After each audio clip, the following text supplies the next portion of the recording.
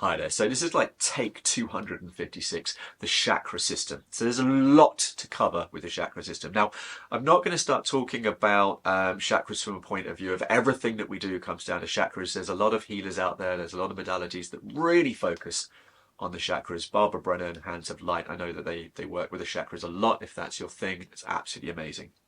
I'm going to be talking about the chakras from a point of conscious awareness or the expansion of consciousness. Okay, so if you think about a chakra as a connection point for an experience of energy, all right, so as a soul on a planet, you need to experience physical reality, and your soul, your energetic system, needs to have interplay with physical reality. So, for instance, you manifest your pain, you manifest your dreams, your hopes, all this kind of thing, and we experience physical reality. And through that experience of physical reality, a lot of our karma comes in. So the experience of physical reality is your root chakra, as I'm sure you know. So if you have hopes, you have dreams, you want a relationship, all this stuff, and you've done all the work, you've cleared most of the blocks, it still can't translate into your physical reality and manifest into physical reality if you have a very blocked root chakra. Okay, so as we start going up the chakras, and the root chakra, the sacral chakra, solar plexus, heart, etc., we start kind of expanding consciousness, if you like. So if you think about the root chakra as physical reality, so you could look at it, you could talk a bit as kind of elemental or two-dimensional reality. Alchemy is kind of all through the root chakra, physical experience. And the more shut down we are, the more we kind of hone in on the physical experience. You stub your toe, you're not thinking about the spiritual wonders of the universe, you're thinking about the pain and that thing you just hurt your toe with. So the more shut down we are, the more we focus on the lower chakras. Now, and the trauma in our lower chakras, as we expand, the chakras get higher and higher and higher. So this is where it kind of comes in to the transpersonal chakras. So if you think about, just give you a very quick understanding of the awakening process. I'll do a better video on that another time, but in relation to chakras, right? So imagine at some point divinity is there. Think of divinity just for this as a big cloud of white light and pure love. Okay, divinity has this idea, but at this point divinity is just a cloud. So 10th dimensional consciousness, something starts to stir. 9th dimensional consciousness, that idea starts to form. 8th dimensional consciousness, it's now becoming you kind of beginning of your soul consciousness. That cloud is starting to refine down. If you imagine a cloud becoming a raindrop, the raindrop becomes a physical thing. So the soul starts coming in around the 8th dimensional consciousness. Then we've got the 7th dimensional consciousness. It's kind of starting to develop a little bit more solidity to it. When we get to around 5th dimensional consciousness, we kind of got the incarnational body, the incarnational system, and then there's us. So as we start to expand our consciousness, our awareness of different things starts to grow, and there's a chakra related to most of those awarenesses. Now, there's a lot of, we've got the main ones which we know, as I said, the 7, and then there's actually 144, including, they kind of go up. You've got the transpersonal chakras. Then we have other chakras. You have the causal chakra. There's a chakra at the root base of your skull for dreams. There's your identity chakra. You've got your stellar gateway. There's all these different things that connect to different elements of cosmic, spiritual, and divine consciousness. So as we are releasing our energetic conditioning, we've done our descension, we're now on our ascension path, and we're going through lifetime after lifetime when we're clearing. As we clear certain traumas and certain things, certain chakras start to activate, start to become activated. So there quite often will be times in your awakening process, on your client's awakening process, where you kind of suddenly have this big burst of, oh my God, hang on a minute, I've got this massive jump in my sensing ability and in my spiritual awareness. And usually that's when a chakra has activated. So Kundalini activation would be a very, very classic one. People think the Kundalini activation, you've got the energetic Kundalini going up the spine and it gets to the top and suddenly everything, it's a huge amount of awareness. But actually the top of the Kundalini channel, we actually have a chakra that is responsible for our identity, and that holds a lot of our limitation. And when the energy hits that, it goes, and suddenly we have this expansion in awareness. And if it goes too quickly, we don't know who we are anymore, and that's where some of the psychosis can come in. So you've got to be quite gentle with it. So now, hope I wasn't talking too quickly. Hope that makes sense. So the main ones that we're really looking at in this part of the project, as I said, there will be more in the subscription, and I might do a masterclass for the more advanced, because we don't want to spend too much time on it. So first of all of the chakras are super important. They all support each other. Right? The root chakra literally supports, it's the base of the column. If it is not sturdy and strong and lots of energy coming into it, the rest of them are all going to be quite weak. Okay, and it's very common to kind of people to be very activated at the top. We all work on our spiritual stuff and not have our more kind of physical ones activated. And so as much as people can have this degree of sensing, you have to really open the bottom ones for that. However, well, I'll put a little thing here. You can have a look at the blocks yourself. Read them out. So to start off with, the one I really want to kind of look at related to our empathic ability is the solar plexus chakra. So the solar plexus chakra is the story of the identity of who we are. Okay, in society, I'm Rue. I used to be called Lob.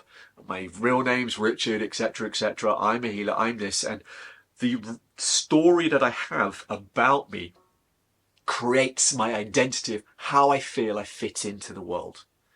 And my empathic ability, that story relates to how people connect with me and how I connect with people. I know that people will love me if I do a certain thing, validating, people pleasing, all of that is in my solar plexus chakra. So my ability to connect to my empathic sensing, and I mean empathic sensing rather than empathy. So when we talk about being an empath, that is empathic sensing, but that's slightly different. So my emotional boundaries and my spiritual boundaries with people around me, they're all held in my solar plexus chakra. So if you're working with anybody who has problems with boundaries, within love, within relationships where they lose themselves quite quickly, solar plexus chakra, a really important one. Put a bit of information in this, but empathic ability. So what we're doing there is, if I can connect into another person's emotions, I've got to be in allowance of that energy both ways. If I'm scared of doing that, or if I don't have the ability to stop myself from doing that, then I start to build up resistance, and I'm in resistance of people. So loving humanity, which can be really hard. Now, one of the greatest blocks, or one of the greatest healings that you could do on this one, I call it the Gethsemane contract, or Christ contract in a way. Think about the thing that you hate most about humanity. So last time I did this, I can think about lots of things, to be fair. I thought about bear bile farming. I'm really into nature. I love animals, gamekeeping, conservation. I used to want to be a gamekeeper, or conservationist actually. So when I used to think about the amount of suffering that that animal will go through, I hate that. Okay, and that gives me a bit of a resistance to humanity. It's like, I love nature, but humans. So what you want to do is connect into that. So find that bit, that resistance to humanity, the darkest, the bit you hate most about humanity. Connect into that. Where do you feel it in your body? And then when you feel that block there, then you can do your RCA process, your digging. If you're on a subscription model, I'll continue this. If you're not, then you don't need me to. That's absolutely fantastic. Do your digging. What's your earliest memory of feeling an emotion like this? Ignore the trigger, go back to the root. Okay, so then we have the throat chakra. Throat chakra is actually connected to telekinesis, our ability to create. Now, major blocks for the throat chakra, so I'm sure many of you will know, but if you don't, it will be our ability to have a voice, our ability to be heard, and our ability to create. So for a lot of guys out there, there's a lot of responsibility. If my throat chakra is fully opened up, then I can create a business, I can create a future that I could support a family. And what if I'm scared of rejection? What if I'm scared of love? What if I'm scared of all these different things? So we actually have a bit of love and romance comes into the throat chakra, but we're really looking at accountability and responsibility. So where in your life did you find that responsibility was dangerous? Failures, where you really believed in something, they would be really classic for the throat chakra. You told someone, this is going to be great. Failure. Throat chakra, I love that one. Okay, now, third eye. Okay, the third eye gets very confusing. So the third eye, we've got the pineal gland is not the third eye. Okay, and we've got the pituitary gland is not the third eye. So you have the pineal gland, which is very integral for psychic sensing. We have the pituitary gland, very integral for psychic sensing towards the front. And somewhere in the middle of that is the third eye, and it all kind of works together. So the third eye, we're going to be looking at clairvoyance, or all of them actually, I'm just reading them here. So clairvoyance, clairaudience, or not actually, clairvoyance, claircognizance would be major for them. And then also looking at some of the different types of sensing where spiritual gifts can come up, where we're looking more at things like astral projection, where we're looking at reading soul plans, gift of prophecy, that kind of thing. So where we have great sensing abilities, so it might be seeing timelines and gift of prophecy, we need to be able to translate that. And usually that translation is either going to come through claircognizance or through clairvoyance. And so the third eye really helps us translate the information that we're seeing. So for the third eye, when we're looking at the blocks for the third eye, imagine that you're a small child, you're scared of the dark, and a spirit turns up, and you don't know if it's good or bad. Okay, so imagine an angel turns up. Actually, we think, oh my God, that would be so amazing. But for a lot of people, that idea is terrifying. Imagine seeing a ghost. Not one that wants to hurt you, but that idea is terrifying. We have a lot of genetic belief systems that if we can see the spirit world, we have to be dead. If we can see the spirit world can see us. If I'm closer to God, I'm closer to the devil. If I can see angels, demons can see me. So this juxtaposition between I want these things, but in order to see these things can see me, that's where the bigger terrors come. If you think about being scared of the dark, classic one, the bigger terrors come when it comes to the third eye. Okay, so on that one also look at I need to be dead to see spirits. I need to be dead to see angels and spirit guides. I need to be dead to talk to divinity, to talk to God. Lovely one for the third eye would be any religion. Now, if you're not religious in this lifetime, check it, because you probably were, karmically speaking, or in other lifetimes. So the church owns my spiritual sensing, and all my sensing, all my connection to divinity, connection to angels, connection to the spirit realm has to be through the church. If it's not through the church, then it's the devil. It's another classic one. But so clairaudience, clairvoyance, check if you've got a pendulum, or you can muscle test.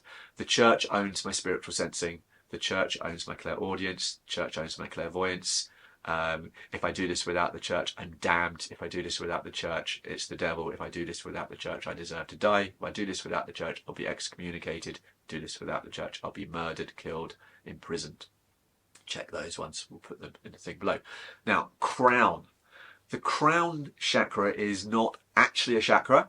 The chakra system, as I said, there's a lot of different opinions on it. There's so many different models on it. So just looking at the crown chakra as a connection point, we're going to call it a chakra. So really here, we're looking again at claircognizance, your connection to divinity. So blocks with the crown chakra that I've noticed the most. A lot of people are going to find this very difficult if you haven't done this, but it's anger at God. I want to kill God. I want to destroy God. I need to beat God. I'm better than God. God will destroy me, kill me, everything. So if you look at this, this is also a genetic belief system. So if you think about now or 100 years ago or 200 years ago, we call them acts of God, even in insurance. So life is all great, and then there's a famine, and it's an act of God. So basically, God wanted me to starve. I had beautiful children in the 1300s, and there was an accident, and an act of God took my children away. So when we have no control over reality, the biggest disasters that we could possibly have, from war, invasion, anything, like the really big bad ones, we call them acts of God, where we feel completely powerless. And so this fear comes in. That's what God wanted.